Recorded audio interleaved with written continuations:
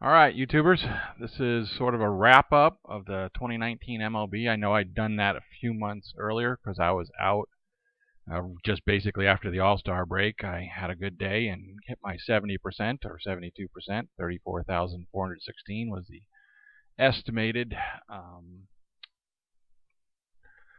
final bankroll, right? Starting with a 20,000 bankroll, so making $14,000, and that's 72% of that $20,000. So just to look at the chart and where it went this year, I mean, I did something a little bit different. I didn't give out the picks on the website, and I didn't get any paid picks. I didn't give any free picks.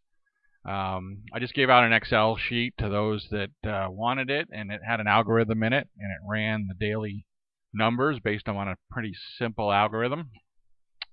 And it would give you the daily picks, and I'll go over in a little bit how many picks there were. I think there was 1,400 picks total.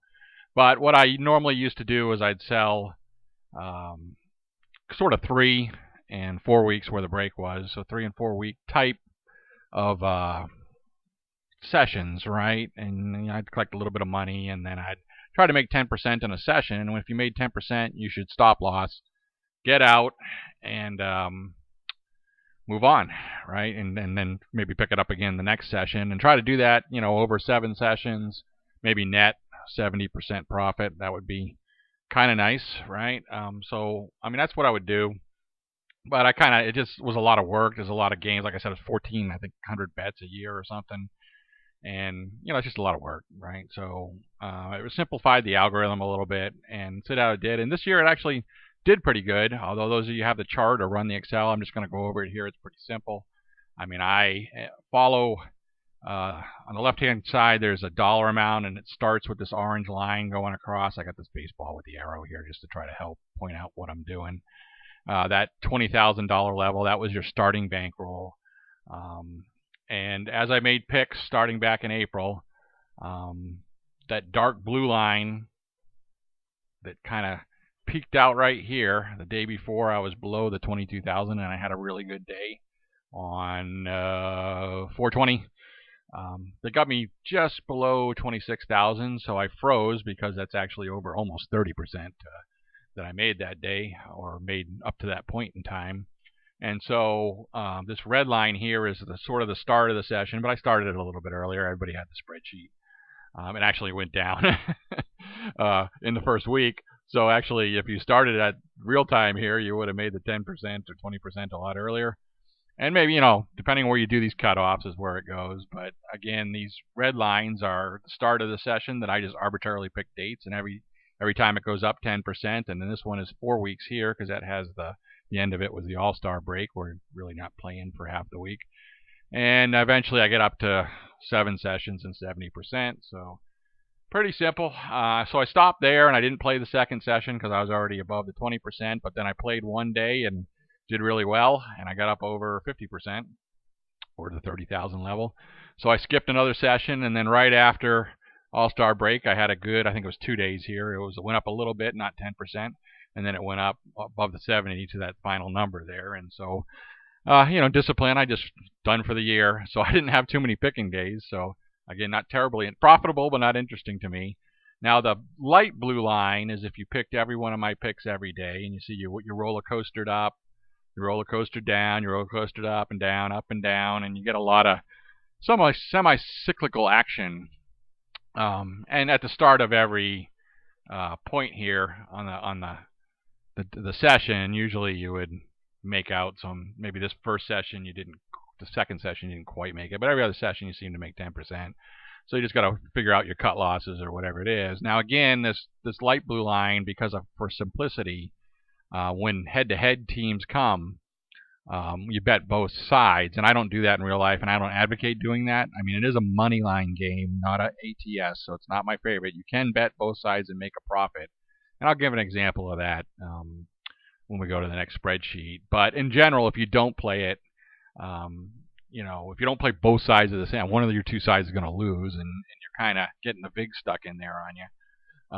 But you could profit in theory, but in general you're going to lose the VIG, and I'll talk about what the VIG is this year. It ended up being, where I was pretty close to that. So depending on how many bets that was a large, higher number than what you got here. And matter of fact, it was that purple line up there.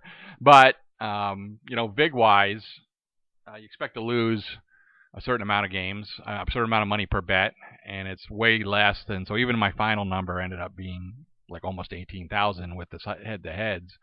Of course, it's way up there, 42,000 without the head-to-heads. So yeah, in general, if you followed my picks and you stayed away from betting both sides, you would have followed this purple line, which eventually almost hit 50,000. I don't know when you get out. Almost twice it almost hit 50,000, or was above 48 and finished at 42 or 43 and change. Let's see what that is. Yeah, 43 and change. So between that, again, if I were to draw the net, what you would lose, is almost $50 per $1,000 bet is what you would normally kind of lose in VIG-ish. We'll find out exactly what it is a little later, like I said, but just multiply that 1,400 by 50 and 1,400 bets by 50, and it's gonna be off the chart what you would expect with a 50-50. So I'm way above 50-50, just almost breaking even in head-to-head, and I'm terribly above here. So I just drew that in there. This purple line didn't come in the normal because I had to go spend all time to back out all the head-to-heads. Because I don't really look at contests. I look at how a team is playing and how the public values them. So long story short, due to my algorithm, I got 72%, but you should have hit, if you're just picking, not head-to-heads, you should have hit 70% way earlier than I did, right? And could have even got up way above 100%. That would be 40,000, almost 150% of ROI was available to you, almost. You can almost never get that timing right, but you should have finished pretty damn good. So that's what I'm saying. Let me take a quick look.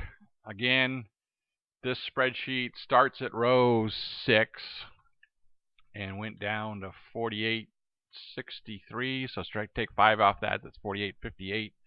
Sides of a bet. So you could divide that 2 and you roughly get the game. So that's roughly, probably a game or two was canceled due to weather or something during the year and didn't get the full 30 teams times 162 games. But pretty close.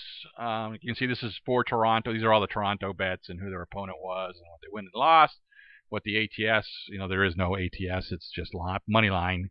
So what the odds were, right? The payouts and a lot of other stuff in there that I calculate. And these were my actual bets here. But just to give you an idea, that was so if I were to lose the game, I did a little math here out in this column W, which you wouldn't be in your spreadsheet. But if you lose the game, you're going to lose $1,000. And if you win the game, you'll win. This happened to be a minus 122 favorite, so you don't win in profit the full 1,000. It was 800. So you get a lot of these. And I added these up. So if you profit 819 in this game and you lose 1,000, let's say you were to bet every side of every game, what would be the VIG is basically what I'm saying, because that's kind of a way you can figure out. You can see in here they were a heavy dog against Boston and won, and they paid out $22.90 in profit for a $1,000 bet. But a lot of them you can see are below 500. Of course, Toronto did a lot of losing this year. So as I go up this column, but the net effect of the sum of every opportunity side of a game ended up being minus $112,000 in profit. You would have lost $112,000 if you bet both sides every single game. Like I said, there was 58 opportunities that I have in my data here.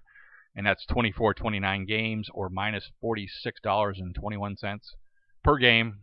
Sorry, for every $1,000 you bet, you should lose $46.21. And so that ends up being quite a chunk of change. Now, my picks are right here.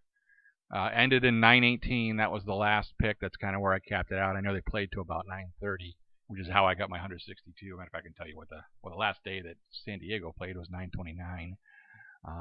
And they lost that game. So anyways, here was my picks. This is what you should have had, and there are what the result was. So if they on 9:18 Philadelphia won and they profited that they were a dog. So they're plus 1430. Of course, Chicago Cubs lost that day, Detroit lost that day, but I got to go in here and back out.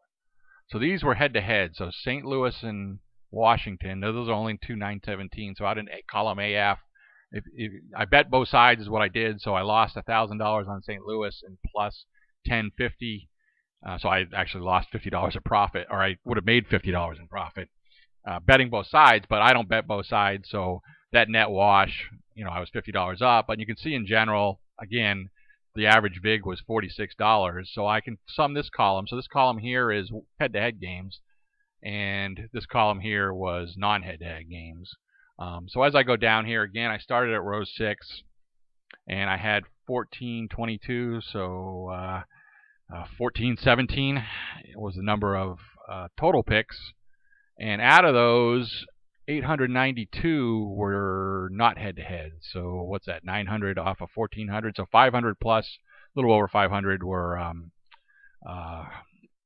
head-to-head picks. And so at $50 a head, that that kind of adds up. What it added up to in reality was the head-to-head games were 25,000. Again, these are the head-to-heads, right? Ended up in a loss of 25,000 if you played them. 525 picks, thanks for the math, or $48 so pretty close to the overall of 46. Again, my 525 picks would have lost $48 per game, or that's again 525 picks adds up to $25,000. So again, instead of losing the $2,000, add $25,000 to it, and that's when you get up to 40 something and change or whatever it was. I think that's the right number. So the 892 games resulted in $22,067 in profit. That's how I get to that 42,000 bankroll, because I started with $20,000 in bankroll. I don't remember what this is, because obviously it's the sum of that entire column. Well, this doesn't mean a lot. I mean, all my picks, if you did it all up, it ends up to minus 3,000. That's what I was saying, minus 2,000, minus 3,000, whatever the end result of that chart was. So this is my low blue line, and this is that purple line, right? So I made 22,000, or would have made 22,892 picks if you stayed away from the head-to-heads. So pretty successful algorithm, considering you expect to lose $46 on every pick you make, and if you made 1,400 picks, let's just do 1417. Whoops. Equals 1417 times what I say minus $46. Of course, it's not gonna. I mean, this is what my expected result was, and let's not do it in a date column. Not planned. 1417 times 46. So 65,000. Losing $65,000 is what you expected, and I, with all the head-to-head teams, and actually I can do the 892 too. Equals 892 times minus 46, and I'm rounding off the change. You should have lost 41,000 on the 892 picks. You should have lost 65,000 on the 1,417 picks. Instead, I only lost 3,000 on the 1,417 picks, and I made 22,000. So significantly different between minus 3,000 and minus 65,000, and the minus 41,000 expectation and the plus 22. So I'm a way better than average picker is what I had. So yeah, if somebody else did that, good luck. Again, I limited play it, so I just want to go in a little detail about what the VIG was for the year and what it ended up being. I mean, you have to play out the games and see who wins and loses to find out the VIG on Moneyline. And I don't know what that is a percentage of 1,000. It seems like 4.5%, if my math is right, unless the decimal point is off there. Maybe they do less because there's a lot of games in the NFL. Let's just quick figure that one out. Sheet 1. What I say? 4 equals 46 divided by 1,000. So they're taking 4.6% of your $1,000 bet would be the big expectation that they would take when you win.